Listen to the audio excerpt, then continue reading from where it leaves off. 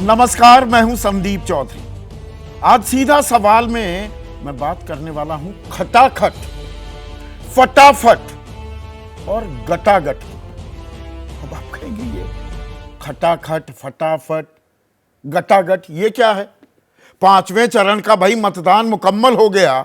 8 राज्यों में 49 सीटों पर जो उम्मीदवारों की और राजनीतिक दलों की किस्मत है वो ईवीएम में कैद हो गई। उसका वोट प्रतिशत आप बता नहीं रहे। खटाखट, फटाफट, गटागट, ये क्या हो रहा है? तो थोड़ा वोट प्रतिशत भी मैं आपको बता देता हूं। पश्चिम बंगाल में सबसे ज्यादा वोटिंग हुई है, 73%, और ये और बढ़ेगा आंकड़ा क्योंकि ये 5 बजे तक का आंकड़ा है। लद्दाख में 2/3 से ज्यादा मतदाताओं ने अपने मत का इजहार किया है, 67.15%। झारखंड में लगभग 62%, 60.5%। उड़ीसा में, उत्तर प्रदेश 14 सीटों पर यहां मतदान हुआ है, यहां 55.8%। जम्मू कश्मीर में 54.25%, बिहार में 52.5% से भी कम, और महाराष्ट्र में सबसे कम 48.66%। अब ये किसका जोर और किसका शोर, इसका आकलन तो करेंगे, लेकिन बात खटाखट की, फटाफट की और गटागट की। और यह फिर से चर्चा में आ गया है। और फिर से क्यों? क्योंकि दरअसल खटाखट वाला बयान पहली बार राहुल गांधी ने 11 अप्रैल को दिया था। और वो किस लिए दिया था? क्योंकि अपने घोषणा पत्र में कांग्रेस ने महालक्ष्मी योजना का ऐलान किया था। इसमें गरीब परिवार की जो महिला है उसके खाते में हर साल 1 लाख रुपए देने की बात की गई थी। तो राहुल गांधी ने कहा था यदि आप गरीबी रेखा से नीचे हैं, अभी हमें यह नहीं मालूम कितने गरीबी रेखा से नीचे हैं, या वो 81 करोड़ 35 लाख लोग जिन्हें 5 किलो अनाज मिलता है उन सब का जिक्र कर रहे हैं, तो 16 करोड़ परिवार हो जाते हैं।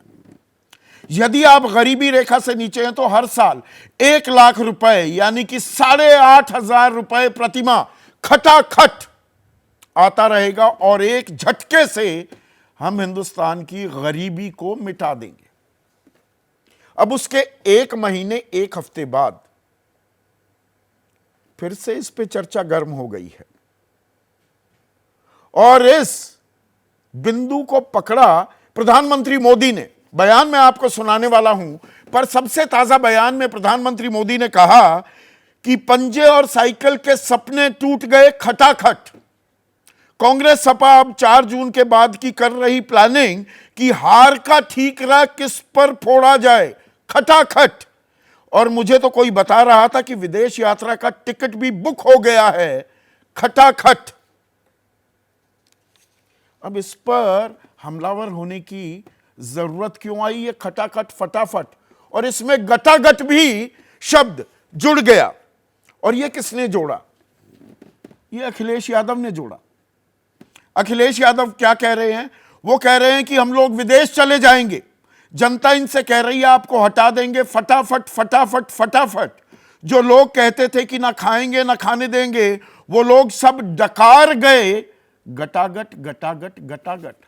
अब तीनों ही राजनीतिक हस्तियों की जुबानी इन शब्दों को किस तरह से इस्तेमाल किया गया, पहले वो सुन लीजिए। जुलाई में देखेंगे 8,500 रुपए, अगस्त में 8,500, सितंबर, अक्टूबर, नवंबर, दिसंबर खटाखट, खटाखट, खटाखट, खटाखट 8,500। ये इंडी गठबंधन टूट करके बिखर जाएगा, खटाखट, खटाखट। पराजय के बाद बलि के बकरे को खोजा जाएगा, खटाखट, खटाखट। और शहजादे,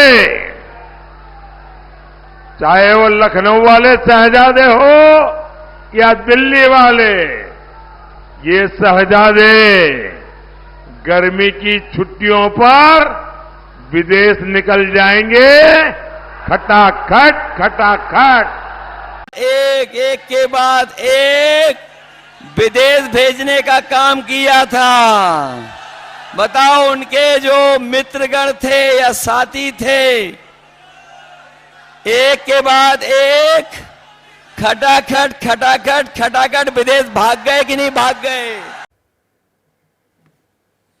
तो इसमें बड़ी तस्वीर हमने खोजने की कोशिश की है और आपके मन में भी ये सवाल उठा होगा, यकायक ये खटाखट फटाफट गटागट क्यों होने लगा? क्या लड़ाई रेवड़ी पर भी आ गई है? प्रधानमंत्री मोदी, बीजेपी लगातार इस बात की ताल ठोकते हैं कि 81 करोड़ 35 लाख को हम राशन दे रहे हैं, 5 किलो राशन, और यह जी 31 दिसंबर 2028 तक जारी रहेगा, भूखों पेट कोई नहीं सोएगा। अब चौथे चरण के बाद कांग्रेस के राष्ट्रीय अध्यक्ष मल्लिकार्जुन खड़गे ने यह ऐलान कर दिया कि हम तो जी 10 किलो देंगे, ये 5 दे रहे हैं, हम 10 किलो देंगे। इसमें भरोसे की भी बात है, ये बात मैं पहले कह चुका हूं। लेकिन अब गरीब परिवार को 1 लाख रुपए, 8,500 रुपए महीना, पैसा कहां से आएगा? कितने करोड़ लोग हैं वो लाभार्थी? कितने हैं? 16 करोड़ परिवार हैं। 81 करोड़ के आंकड़े को अगर मैं आधार बनाऊं तो 16 लाख करोड़ रुपए उसका प्रावधान करना होगा। 49 करोड़ का तो हमारा टोटल बजट ही है। पर इसमें कांग्रेस सीधा ये कहती है कि भाई 16 लाख करोड़ रुपए बट्टे खाते में डाल दिए, उसके बारे में कोई सवाल नहीं पूछता। तो लड़ाई क्या अब इस बात पर आ गई है? और ताल भी कैसी ठोकी जा रही है? चौथे चरण के बाद बीजेपी के रणनीतिकार, उनके चाणक्य अमित शाह ने ताल ठोकी। उस वक्त तक 379 सीटों पर मतदान हुआ था कि इन 379 सीटों में ही 272 का आंकड़ा हम पार कर चुके हैं। अब 428 सीटें, 49 सीटों पर आज वोटिंग हो गई और वोटिंग चली रही है। कुछ जगह तो अभी भी कतार में खड़े हैं लोग। तो जयराम रमेश महासचिव हैं कांग्रेस पार्टी के, उनका एक ताजा ट्वीट आया है। वो कह रहे हैं कि हमने भी 272 का आंकड़ा पार कर लिया और इंडिया गठबंधन 350 पार जाता दिख रहा है। तो एनडीए 400 पार, अब इंडिया कह रहा है हम भी 350 पार। संसद ही 543 की है, मतलब लोकसभा, राज्यसभा को अभी ना जोड़े तो, और ये तो लोकसभा के चुनाव हैं। तो अब इस शोर में जोर किसका है? और ये मुद्दे क्या एक अंडर करंट के तौर पर करंट भी बनते दिखाई दे रहे हैं क्या? और इसमें जो वोटर टर्नआउट है, अब वोटर टर्नआउट कैसे परेशानी का सबब बन सकता है, उसकी एक बानगी अभी कैलाश विजयवर्गीय, वरिष्ठ नेता हैं बीजेपी के, उनका बयान आया है। हिंदू साम्राज्य की स्थापना, 2 राज्यों की वोटिंग फीसदी का जिक्र करते हुए वो दावा कर रहे हैं। और क्या है ये दावा? रोहिंग्या घुसपैठियों वाले प्रदेश में मतदान 50% से ऊपर, यानी कि वो बात कर रहे हैं पश्चिम बंगाल की 73% वोटिंग। और हिंदू साम्राज्य की स्थापना करने वाले छत्रपति शिवाजी महाराज के प्रदेश में मतदान 25%। ये दिन में था, कब जागेंगे पता नहीं। मानो महाराष्ट्र में और जहां चुनाव हो रहे हैं वहां मुस्लिम मतदाता है ही नहीं। तो वोटर टर्नआउट भी अब चिंता का सबब बन रहा है क्या? और ये इन रेवड़ियों से, या लाभार्थी जाति जो बनाई थी बीजेपी ने, उसमें ये सेंधमारी की कोशिश है, या इसमें भरोसे का पुट सबसे अहम हो जाता है? The politicians promise you the moon, वो आपको सपने दिखाते हैं, लेकिन भरोसा किस पर करेंगे? और चुनावी जो ऊंट है वो करवट भी बदल रहा है। मुद्दे हम कह रहे थे मुद्दे दिखाई नहीं दे रहे, अब मुद्दों ने भी शक्ल अख्तियार कर ली है क्या? इसी पर आज हम चर्चा करने वाले हैं। ऐसे में आज का सीधा सवाल, खटाखट वर्सेस गटागट, और वोट कौन ले रहा फटाफट? खत्म हुआ 5वां दौर, किसका शोर किसका जोर? चर्चा में मेरे साथ आरएसएस से जुड़े हैं, दिल्ली यूनिवर्सिटी में प्रोफेसर हैं, बीजेपी के समर्थक हैं, संगीत रागी, ए.के. वाजपेयी, एलजेपी रामविलास पासवान गुट अहम घटक है एनडीए का। 5 सीटों पर ये बिहार में लड़ रहे हैं चुनाव। उनके नेशनल वाइस प्रेसिडेंट और मुख्य प्रवक्ता ए.के. वाजपेयी। अनुराग भदौरिया राष्ट्रीय प्रवक्ता हैं समाजवादी पार्टी के। ये गटागट शब्द ले आए हैं अब राजनीतिक विमर्श में। वरिष्ठ पत्रकार विजय त्रिवेदी मुस्कुरा भी रहे हैं कि क्या क्या शब्द इस्तेमाल हो रहे हैं।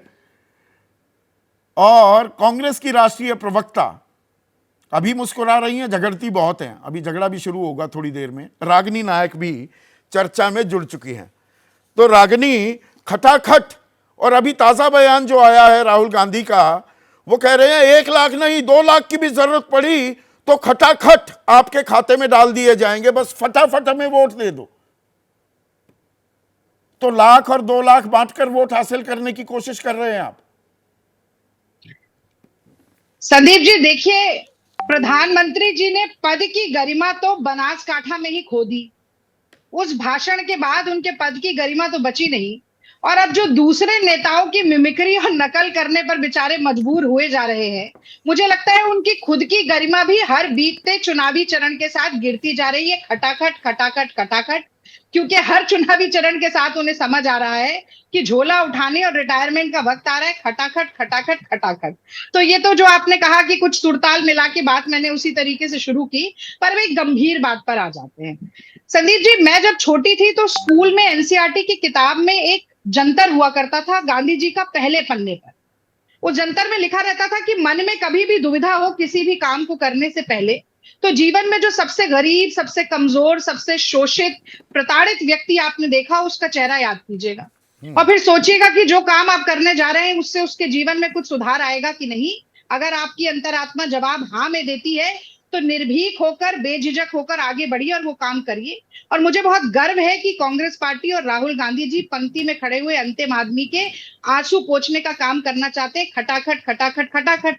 तो आप ही ने कहा अभी थोड़ी देर पहले कि उद्योगपतियों का, जो मोदी जी के मित्र हैं, 16 लाख करोड़ रुपया माफ हो जाता है। वो कोई खैरात नहीं है, वो कोई फ्रीबी नहीं है। पर अगर एक आम गृहिणी जिसका घरेलू बजट बिगड़ गया 35 साल में हुई सबसे ज्यादा महंगाई के कारण, उसको 8500 रुपया खाते में चला जाता है, तो उसे हम खैरात कहना शुरू कर देंगे। पैसे आएंगे कहां से? फटाफट फटाफट ये पैसे खटाखट खटाखट उनके खाते में कैसे डलेंगे? बिल्कुल वैसे ही आएंगे जैसे किसानों का कर्जा माफ करने के लिए 72,000 करोड़ आ गए थे, मोदी जी के पास नहीं आए। 30 लाख करोड़ सालाना करीब, ये जो इनके चंद उंगलियों पे गिने जाने वाले उद्योगपति हैं, उनकी आमदनी बढ़ती जाती है और 10 में से 8 लोगों की आय भारत में घटती जाती है।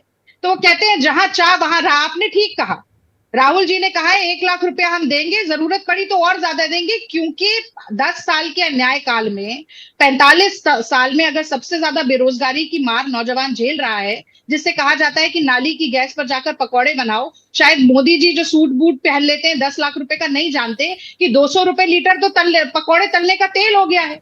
उसको स्टाइपेंड अगर हम देना चाहते हैं 8500 रुपए, तो वो मिमिक्री करने पर आ जाते हैं। अरे गरीब की बात करो, किसान की बात करो। एक मिनट रागिनी, राहुल गांधी ने पिछले लोकसभा चुनाव के प्रचार में कहा था कि ऐसी मशीन लाऊंगा आलू डालने पर सोना निकलेगा, और अब कह रहे हैं कि खटाखट फटाफट गरीबी हटाएंगे।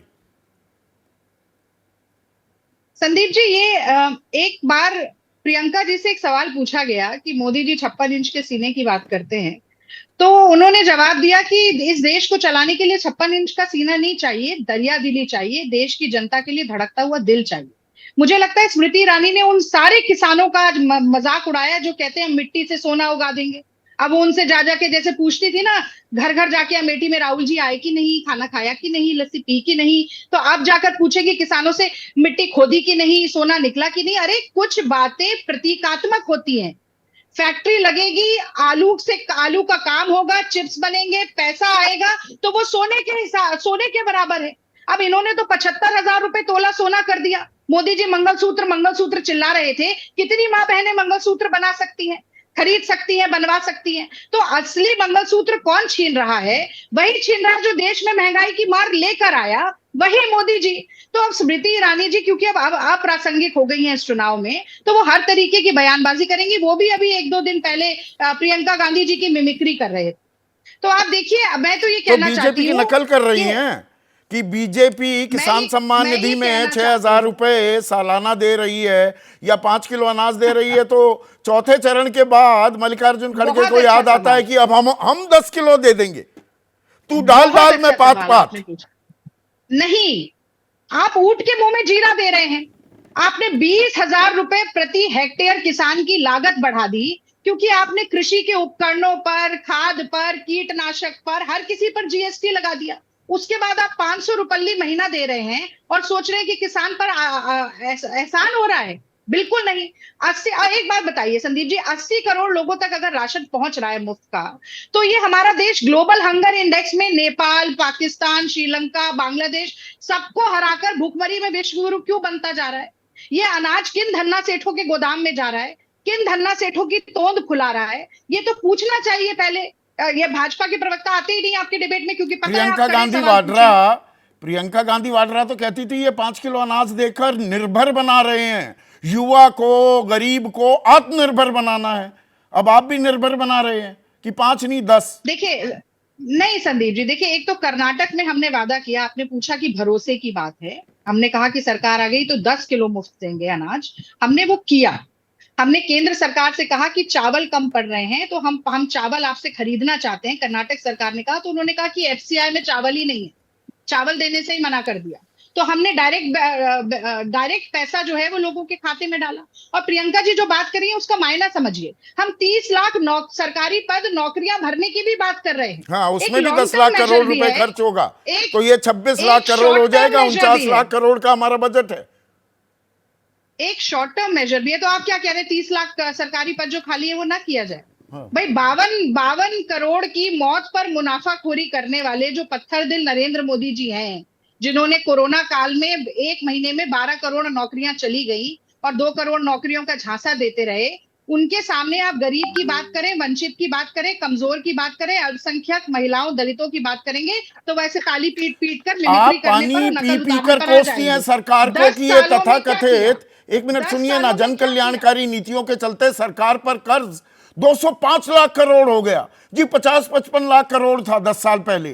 तो आप भी वही कर्ज लेकर घी पिलाने की राह पर चली हैं क्या?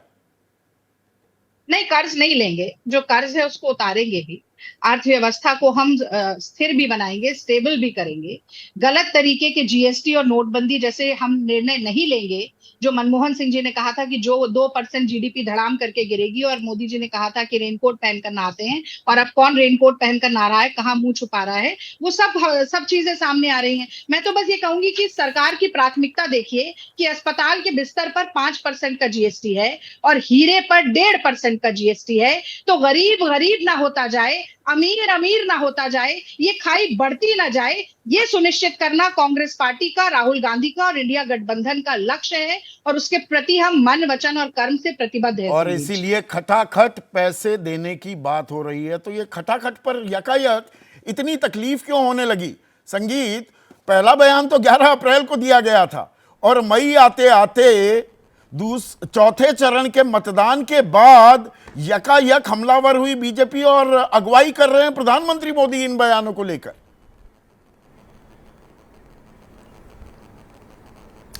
नहीं संदीप आप देखेंगे तो राहुल गांधी भारतीय राजनीति में प्रहसन के लिए जाने जाते हैं। कोई भी बात उनकी गंभीरता से कोई इस देश का नागरिक नहीं लेता है।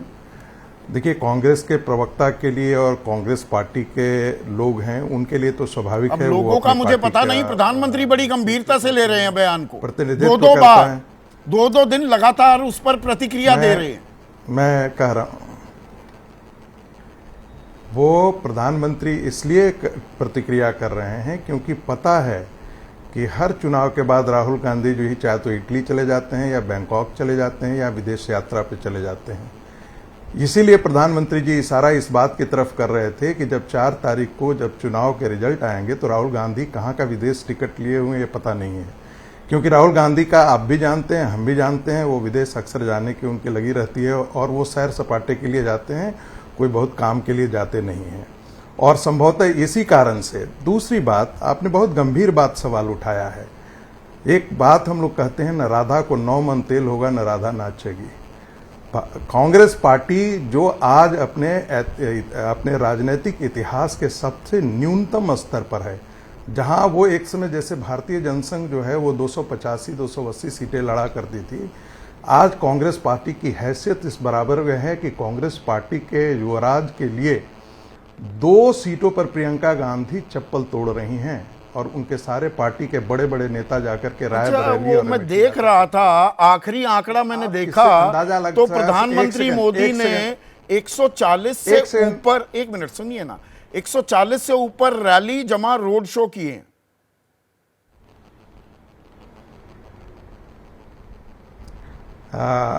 एक मिनट, मैं तो आपको ये बता रहा हूं कि कांग्रेस पार्टी की क्या हैसियत हो गई है कि एक क्षेत्रीय पार्टी समाजवादी पार्टी कहता है कि 17 सीटों पर चुनाव लड़ना है तो लड़ो, नहीं तो गठबंधन से बाहर आ जाते हैं।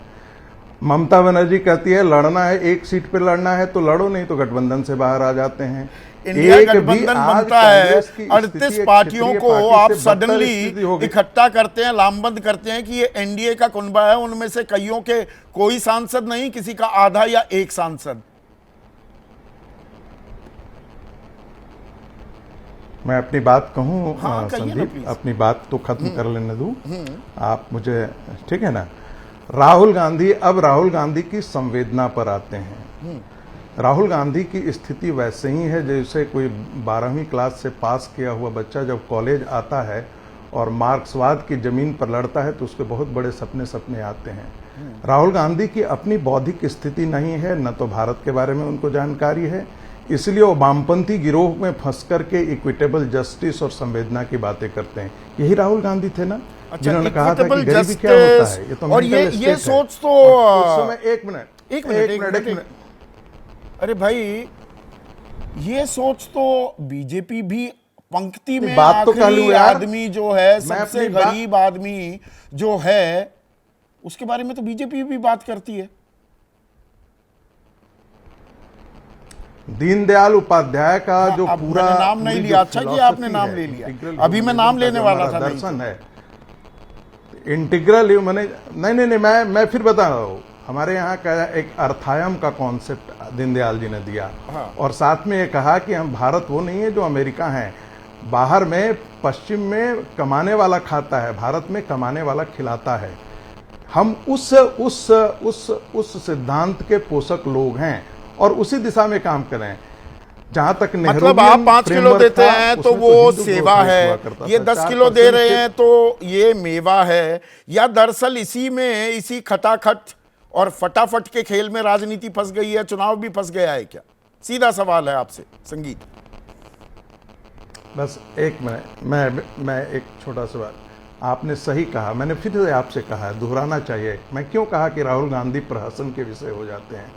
इसलिए प्रहसन के विषय क्यों हो जाते हैं कि जब खटाखट मुझे लगता है कि एक कोई भी मैच्योर व्यक्ति जो भारतीय राष्ट्रीय कांग्रेस का अध्यक्ष रह चुका है और कम से कम 20 साल से गांधी परिवार ही सत्ता का संचालन करता है, चाहे अध्यक्ष कोई भी हो, उस पद पर जाकर के व्यक्ति इस प्रकार की बातें करे तो थोड़ा हंसने का मन करता है। रिस्पॉन्ड भी कर रहे हैं, रागिनी भी रिस्पॉन्ड करना चाह रही है, क्योंकि आप उनके नेता पर उंगली उठा रहे हैं। छोटा सा जवाब चाहूंगा, 3 मेहमानों ने कुछ नहीं बोला है। बिल्कुल छोटा सा जवाब दूंगी। देखिए, सबसे पहले सिर्फ रागिनी स्क्रीन पर। संगीत जी 1 मिनट सुन लीजिए।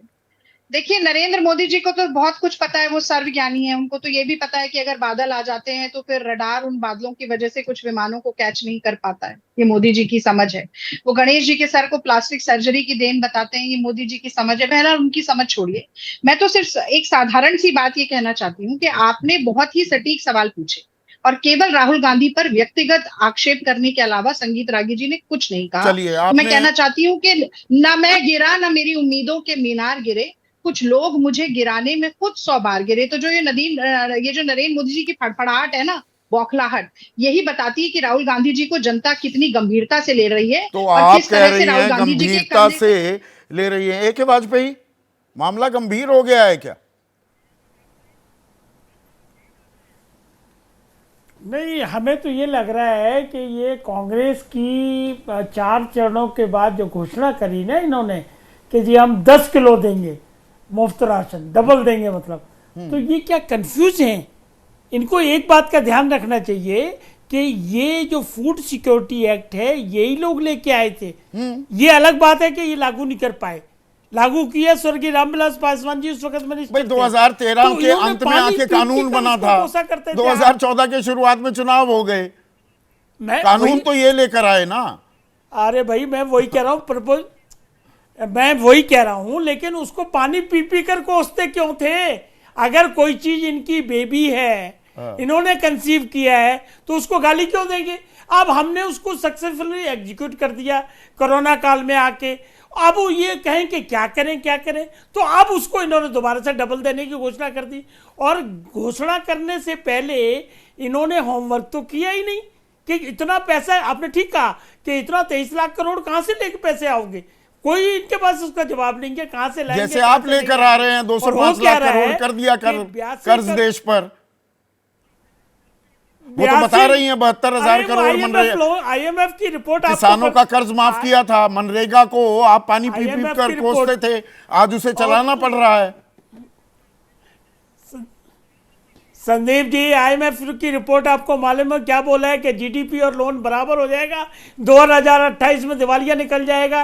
ये भी कहा तो हुआ है। IMF को तो गाली अगर देते ये हैं, आके कभी ये स्कीम IMF का ही लगाएंगे, जिक्र करते तो हैं। अगले 2 साल, अरे गाली नहीं देना, देखो सवाल को समझना पड़ेगा। हाँ। आप इस तरह की बातें अगर ये कांग्रेस करेगी तो कांग्रेस कंफ्यूज है, नंबर 1, कांग्रेस सेल्फ गोल करती है, नंबर 2, और देश की जनता मोदी की माला जप रही है, रटारट रटारट रटारट, उसको भी ध्यान में रखो। और इनको वोट मिल नहीं रहे, देश की जनता इनको कर रही है बटाभट बटाभट बटाभट, फटाफट लग रहा है, इसलिए इनकी हालत हो रही है खराब। और 4 जून या आपकी पिच पर आकर ही खेलने लगे फटाफट फटाफट फट, तो थोड़ा टेंशन बढ़ रही है। फटाफट फटाफट फटाफट आपकी पिच पर आकर खेलने लगे।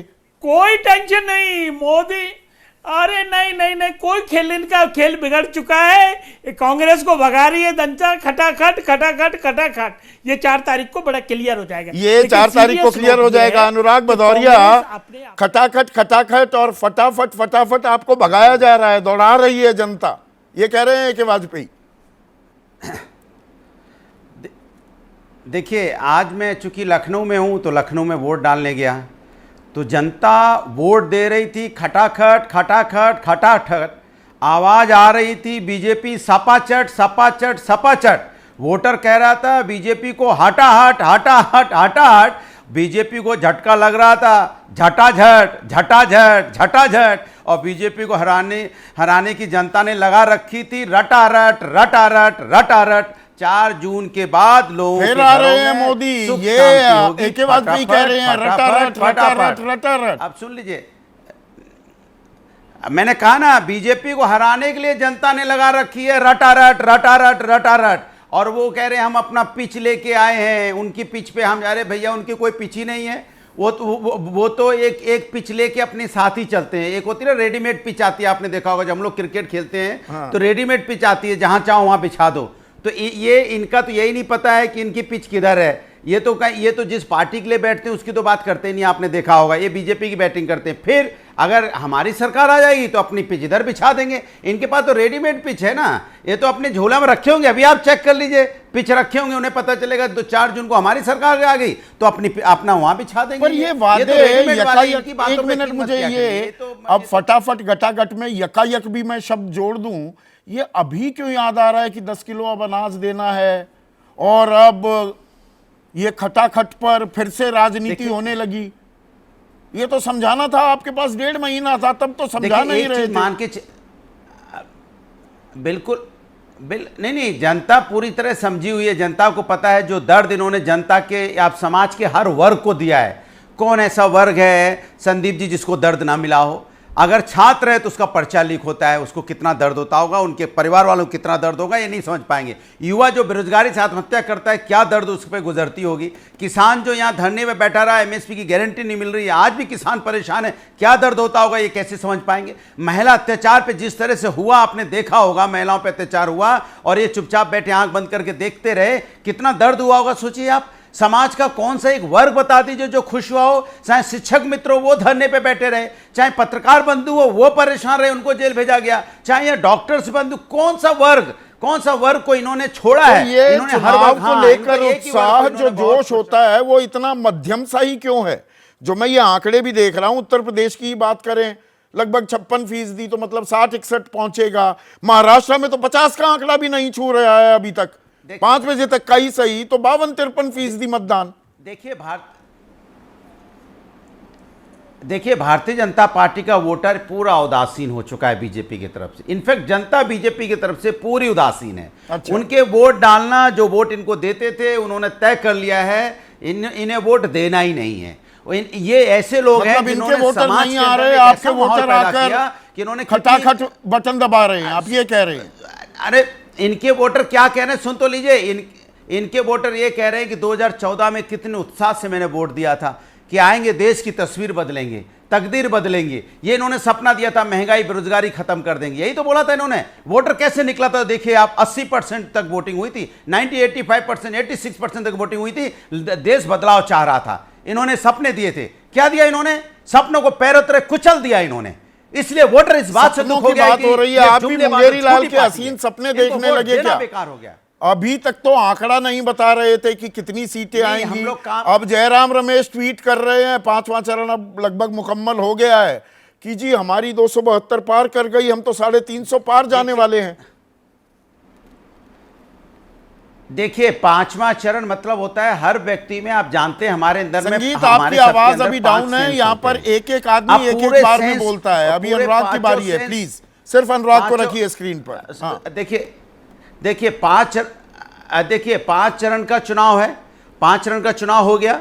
अभी लोगों के अंदर में 5 सेंस होते हैं, हर चीज को सेंस जज करने का। आप पता है 5 सेंस इस देश की जनता के जग गए। उन्होंने अपने 5 इंद्रियों का इस्तेमाल कर रहे हैं वोट के लिए। उन्हें पता है ये भारतीय जनता पार्टी ने शरीर को, आत्मा को, दिल को, समाज को जो तकलीफ दी है, इसलिए वो सेंस का 5वें चरण में आते आते इस्तेमाल करते भारतीय जनता पार्टी को साफ कर रहे हैं। अब बीजेपी साफ दिखने लगी है जमीन पे, जनता मुखर होकर बोलने लगी है। आप पूछो वोटर से कहां वोट देने जा रहे हो, बोले हम महंगाई के खिलाफ वोट देने जा रहे हैं, बेरोजगारी के खिलाफ वोट देने जा रहे हैं। इतने दिनों से आप यहां पर हैं, जितनी चर्चाएं की हैं, जो ये शब्दों का टकाटक जो इस्तेमाल हुआ है, ऐसा इस्तेमाल मैंने होता नहीं देखा है। लग रहा है मुझे कि कवि सम्मेलन शुरू हो गया है, इतने राग के साथ। रागिनी जी और सभी लोग, संगीत रागी भी रागी हैं, हाँ, रागिनी भी हैं, तो खटाखट फटाफट यकायक रटारट सब कुछ चल रहा है। लेकिन एक अच्छी बात हुई है कि अभी जो ये डिस्कोर्स यहाँ क्यों आकर अटक गया? राजनीति क्या छिपी है, राजनीतिक संदेश क्या है?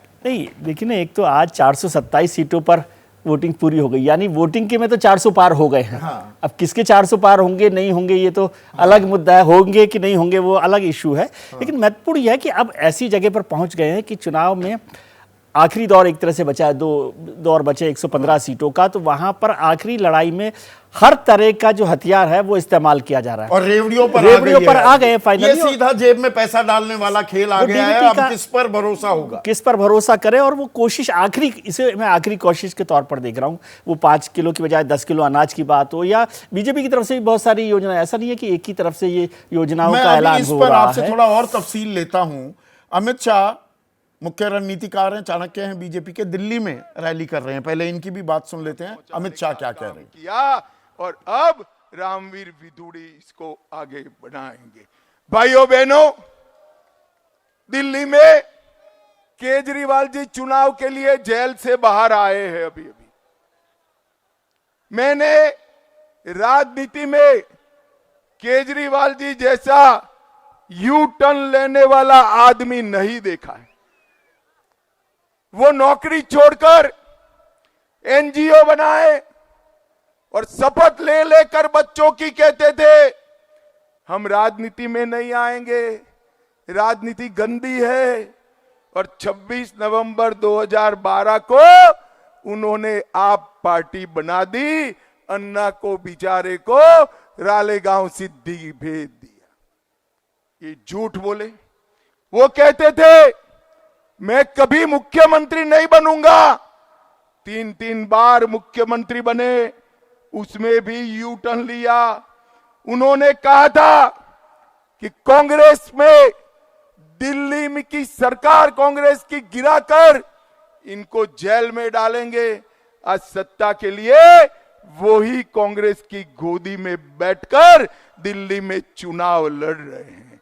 उन्होंने कहा कि हम वीवीआईपी सुविधा नहीं लेंगे, सरकारी बंगला नहीं लेंगे, गाड़ी नहीं लेंगे, सिक्योरिटी नहीं लेंगे। सिक्योरिटी भी ले ली, गाड़ी भी ले ली, और एक बंगले से पेट नहीं भरा, 125 करोड़ का शीश महल बना दिया। 125 करोड़ का शीश। अगर केजरीवाल जी, मेरा एक ही निवेदन है, दिल्ली की 7 लोकसभा के प्रतिष्ठित डॉक्टर, प्रोफेसर, पत्रकार, इस प्रकार के 100 लोगों को आपका शीश महल एक बार दिखा दो, जरा ताकत है तो। भाइयों बहनों, कोई अरबोपति का भी बंगला जैसा नहीं होता, ऐसा दिल्ली के मुख्यमंत्री ने अपना बंगला बनाया है। तो गृह मंत्री अमित शाह सीधे हमला बोलते हुए अरविंद केजरीवाल उनकी राजनीति पर यहां लड़ाई देश भर की है। 5 चरण मुकम्मल हो गए हैं और अब आम आदमी के सरोकार और उसकी जेब, उसकी आमदनी पर जो ये लड़ाई आई है, इसे आप कैसे देख रहे हैं? एक सेंट्रल थीम हम लगातार खोज रहे हैं। बिल्कुल सेंट्रल थीम खोज रहे हैं, लेकिन आपकी बात को थोड़ा सा करेक्ट करना चाहता हूँ। ये आम आदमी के सरोकार और चिंताएं नहीं है। हाँ। ये आम आदमी के बहाने अपने सरोकारों की चिंता हो रही है इस वक्त। इसलिए जो भी कोशिश की जाए उस बहाने से, वो इक्विटेबल बात कर रहे थे और अंत्योदय की बात कर रहे थे और इंटीग्रल ह्यूमनिज्म की बात कर रहे थे, वो सब आम आदमी के सरोकार के बहाने, गरीब के वोट बैंक की लड़ाई है। उस बहाने से हमारे सरोकार कैसे पूरे लाख रुपए देने की बात कर रही है। गरीबी हटाओ का नारा 1971 का है। और इधर बीजेपी जिस बात की ताल ठोक रही थी, अब उससे कि भाई तू डाल मैं पात, वो खेल भी है। बिल्कुल वही खेल हो रहा है और आखिरी कोशिश की जा रही है कि जैसे कई बार होता है ना, इससे बेरोजगारी, महंगाई भी जुड़ती है इस मुद्दे से, सब चीजें जुड़ रही है। और ये वैसा हो गया कि जब पेशेंट वेंटिलेटर पर आ जाए ना, तो फिर आप सब कुछ काम करते हो। हॉस्पिटल में वेंटिलेटर भी चलता है, ऑक्सीजन भी चलती है और नो होल्ड्स बार्ड हो गई है अब ये। बस वो सब उसकी लास्ट कोशिश की जा रही है कि कैसे पूरा किया जाए इस इलेक्शन को और कौन सी सवाल इसी में अटका हुआ है। खटाखट और गटागट तो होता रहेगा। वोट किसे पड़ रहे हैं? फटाफट। वैसे फटाफट नहीं पड़ रहे हैं, मध्यम है। कोशिश करनी चाहिए थी कि वोट के लिए सब लोग आगे आए, और जितनी कोशिश हो रही थी 15 प्रमुख और तमाम कोशिशें और भारतीय जनता पार्टी के खिलाफ की जो विपक्षी कोशिश होती थी, कम से कम वोटर को तो लेकर आने की एक्सरसाइज करते नेता हमारे। तो क्या हो रहा है? ये खटाखट और गटागट के खेल में वोट किसे पड़ रहा है? फटाफट। तो 5 चरण का चुनाव तो मुकम्मल हो गया है, लेकिन लड़ाई हो गई है अब खटाखट, फटाफट और गटागट की। और हमारी दर्शक हैं, दिल्ली वासी हैं, सुधा दहिया, और सुधा कहती हैं कि नेता खटाखट रोजगार दिलाएं और फटाफट वोट पाएं। और यही इशारा कर रहे थे विजय त्रिवेदी भी कि असल मुद्दों की बात कीजिए और वोट पाइए, उसे घुमाकर कान पकड़ने की जरूरत क्या है। पर यही तो चुनाव भी होता है। आज इतना ही, नमस्कार।